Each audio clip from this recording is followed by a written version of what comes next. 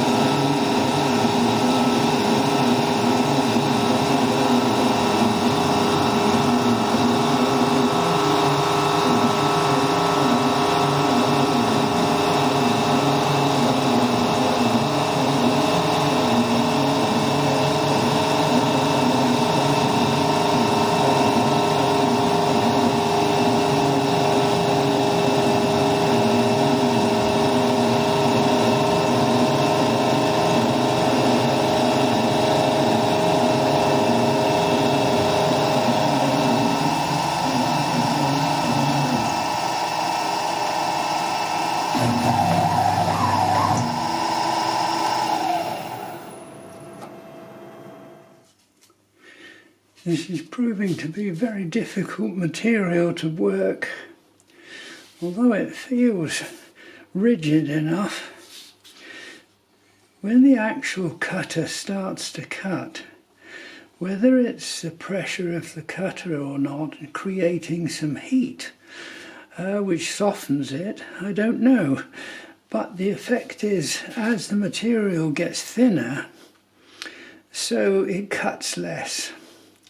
So as a result, instead of having a flat here, I've got a very shallow curve. And I notice that the piece under the spigot, which is supported by the spigot, is cutting true. So if I were making more of these, I think I would make a spigot that went the full length.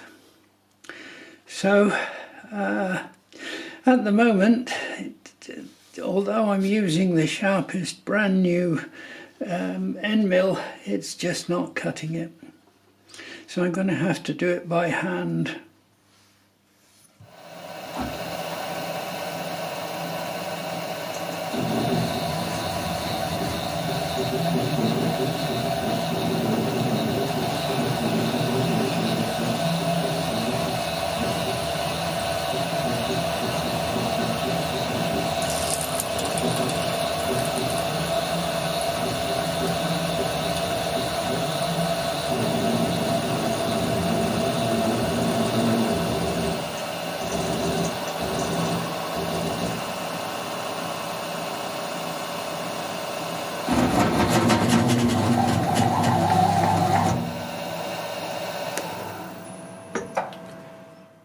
After milling out the slot, I have obviously had to get the right shape.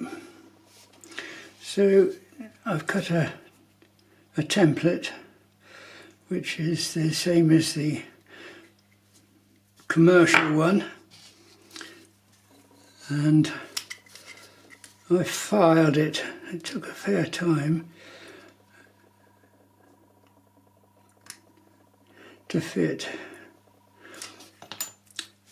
trying to keep the rails on either side the same width. It's quite tricky. Anyway, now what I have to do is to cut off at this angle underneath here. That's this one. It's 35 degrees. So that'll be the next job, and again it'll be done by hand. Right, well, I've cut it and I've sanded it.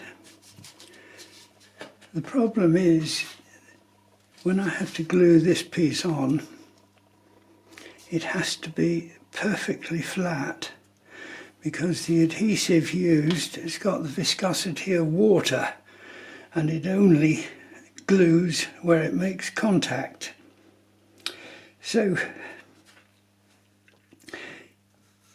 the hard part of sanding this is that where it's thinnest at the tips here, it tends to take more off there than it does where it's thicker. So it's quite difficult. At the moment, it's not quite touching at the very tip, so I've still got some work to do on that. And the idea is that that glues on like so, and then afterwards all the rest of the shaping's done, and that's the hard part. Ah well.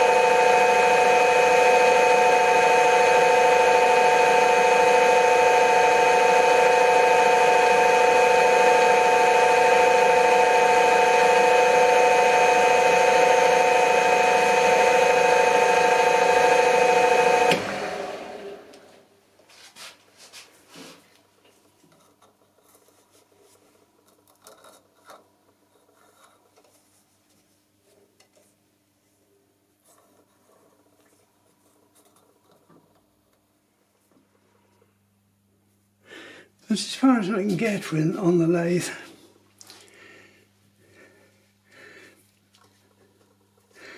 I think with hindsight, maybe I should have polished the surfaces when I cemented them together, because it's not too good.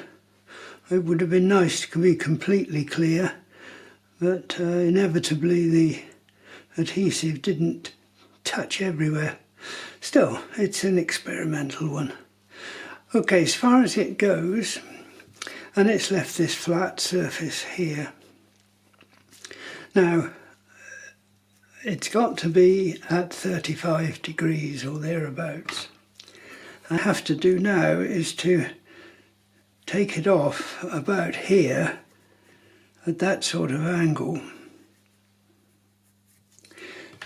And looking at this one, you can see, unfortunately it's got the protector on, but that is actually at curve.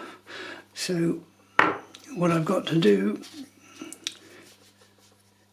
is to curve that, as it's still projecting a little bit here at the ends, which is to be expected. And then I've got the hardest part of all, which is getting this lip exactly right, and that's the tricky bit. Well, there it is, finished. I've spent a long time making sure that this is flat and that I've got the correct lay in there so that it will play. I've left this a little bit wider than normal, than most of them. I've thinned it down because it was a bit on the thick side, and to do that I've scalloped the inside, so it's not dead flat down there now. It's got a curved scalloped edge, and then it becomes flat.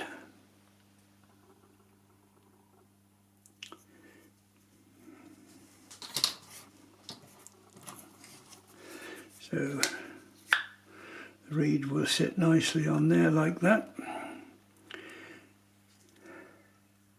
And all I've got to do now is to fit the cork, and then I can try it out on the clarinet.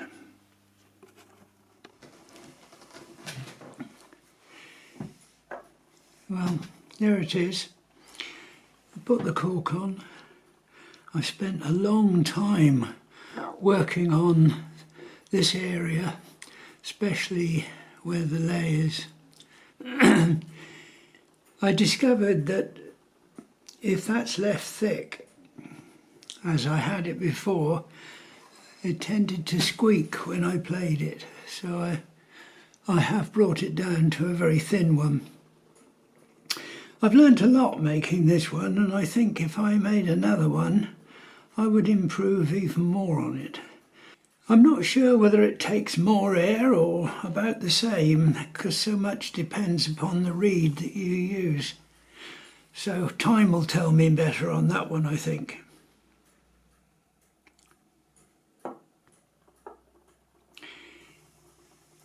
So, what does it sound like?